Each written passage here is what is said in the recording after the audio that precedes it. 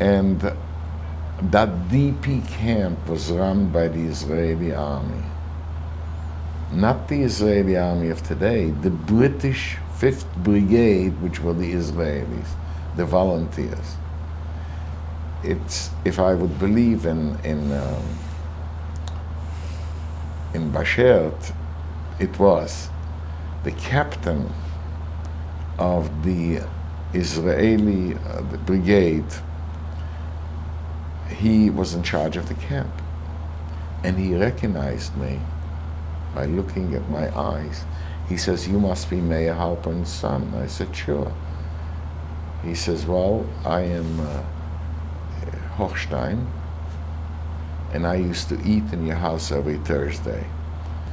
He ate in our house for 5 years every Thursday. And once in a while, he would tell me some good word, you know, that he heard from the Rebbe and all that. And so he recognized me. And then I looked at him and looked at him, and I said, "If you take off this hat, I want to look just at your face, I recognize that what he is." "Where is your little brother?" he asks me.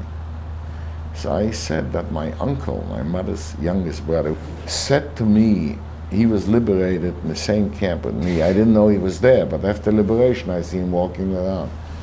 He says, "Your brother was shot in a garbage can in Mauthausen 3 months before." In other words, my brother came to each camp after I left.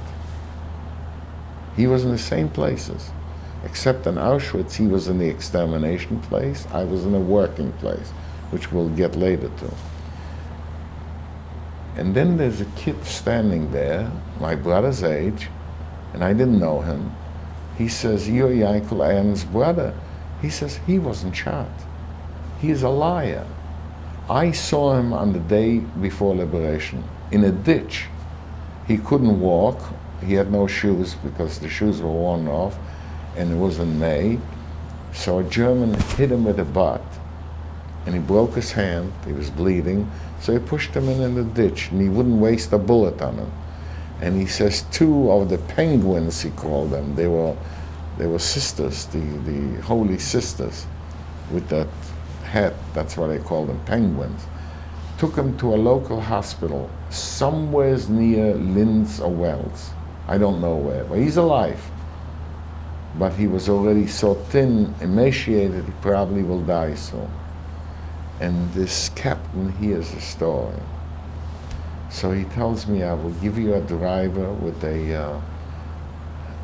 was a French car, Renault or something, like a Jeep, Land Rover, whatever it is. Take food for a week with him and go from hospital to hospital. I want to see your little brother." He used to love him, he used to play with him as a child, when my brother was 5, 6 years old. And so, well, I went from hospital to hospital and came to a certain hospital, and I see a signature, Aaron and Galper. My brother, till this very day, can't write very well. So I said to one of these sisters, "Can I see him?" And she brought out this on a stretcher,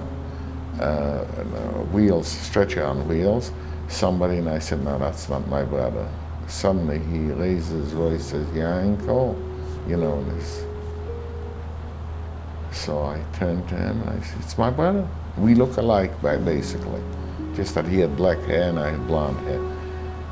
So I discharged him, brought him in the Jeep they gave me the stretcher, brought him to Salzburg, and that same night we were smuggled over the border, over the Tyrol Mountains, from Austria to Milano with my brother in the stretcher.